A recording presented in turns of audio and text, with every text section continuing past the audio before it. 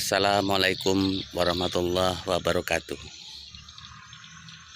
Salam sejahtera bagi kita semua. Salam Budi Agung sejati untuk kita dan teman-teman kita di Nusantara dan seluruh Indonesia. Saya Sapu Jaka Cakar Buana kembali lagi kepada untuk kalian-kalian semua, yaitu melanjutkan masalah yang kemarin kita bahas tentang guru-guru. Nah, sekarang alam kita sudah semakin gonjang-ganjing. Gonjang-ganjingnya alam ini sudah menandakan, plus penghuni-penghuni Ibu Pertiwi kita juga sudah mengalami kemerosotan dan sebagainya. Oleh karena itu kita mengajak kepada teman-teman kita, baik yang ada di Facebook maupun ada di YouTube, untuk mari kita berpikir dan kita itu kembali kepada rasa kita, rasa sejati kita, supaya kita diselamatkan oleh Allah Subhanahu wa Ta'ala dari kejadian ini dalam alam semesta ini. Melihat sudah semakin parahnya tentang bencana alam yang terjadi, dan air yang begitu langsung membludak, angin yang begitu langsung, itu tidak segan-segannya untuk memporak-porandakan penghuni-penghuni kita yang ada di Nusantara ini.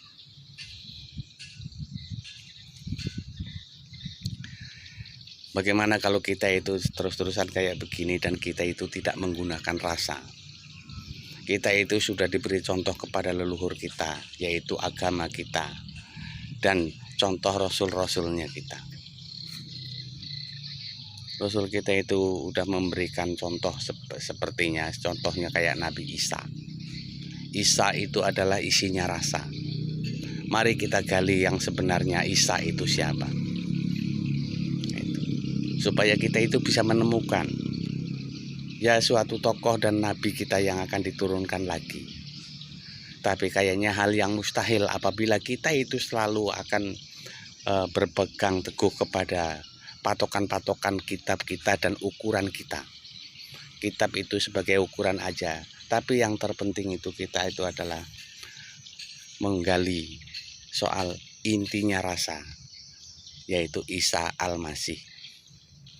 Al-Masih itu asli ya, al itu kan aslinya ya, masih itu kan kalau bahasa kita kan ada. Nah, berarti Isa itu masih ada.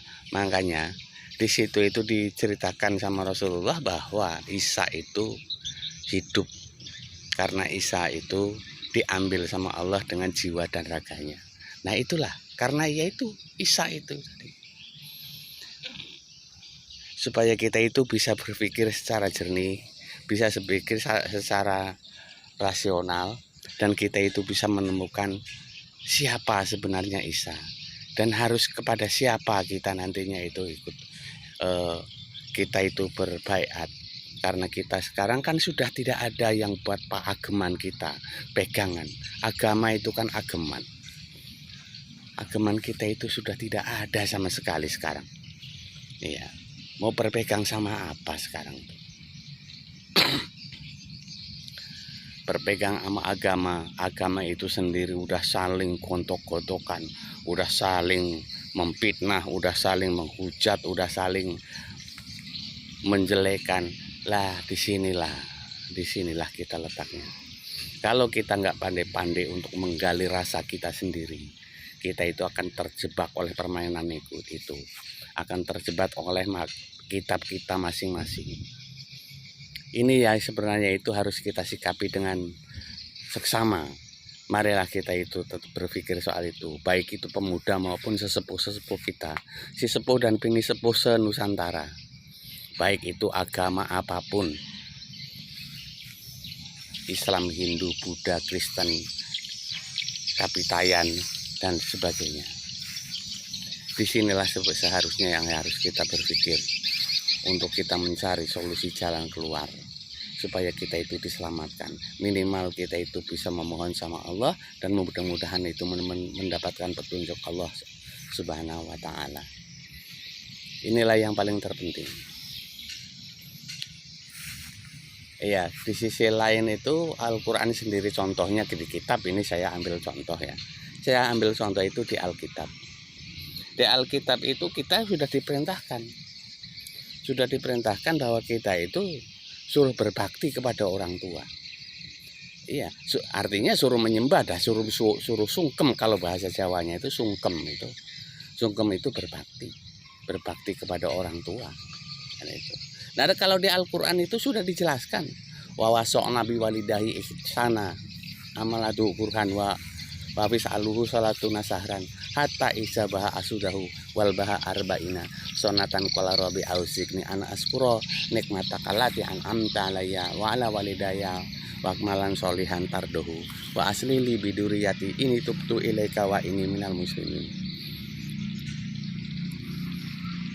Telah kuperintahkan wahai manusia, berbuat baiklah kepada orang tuamu, kepada ibumu yang telah mengandungnya selama 9 bulan 10 hari dengan kepayahan. Dan begitu pula kepada ibumu dan bapakmu. Kepada ibumu yang telah menyapihnya selama 30 bulan dengan kepayahan pula.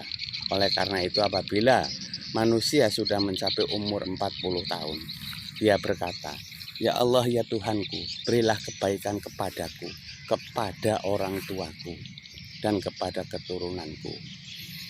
Itulah sesungguhnya kami ini termasuk orang-orang yang mukmin. Lah disinilah kita sebenarnya itu udah jelas. Kita itu suruh berbakti sama orang tua. Di sisi lain ustadz-ustadz yang gitu sekarang itu menjelaskan justru malah sebaliknya. Nah kalau kita itu menggali rasul-rasul yang dulu, apa bukan berarti itu orang tua? Kalau kita menggali itu orang tua dan leluhur kita, orang yang dulu bukannya orang tua. Lah kok ada berani-beraninya dia itu mengatakan dia itu sebenarnya Islam atau bukan? Kalau dia itu Islam itu tidak mungkin akan berkata seperti itu. Karena dia sendiri juga ada perintahnya di Al-Quran kok. Apakah dia Islam yang nggak mengikuti Al-Quran, yang nggak mengikuti Rasulullah? Masya Allah, ini udah sangat mengerikan kalau udah kayak begini.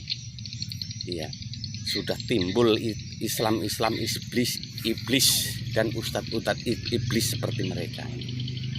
Inilah perlu dikaji para orang tua, para sesepuh dan bini sepuh semuanya, dan para alim ulama yang ada di Jawa yang masih meyakini bahwa Rasulullah itu membawa risalahnya itu dengan cara benar. Mari kita samakan, mari kita uji, mari kita itu. Begitulah penjelasan dari saya. Mudah-mudahan bermanfaat untuk kalian semua. Jangan lupa mohon subscribe-nya supaya saya bisa mengabarkan kepada kalian semuanya. Cukup sekian dulu. Assalamualaikum warahmatullahi wabarakatuh.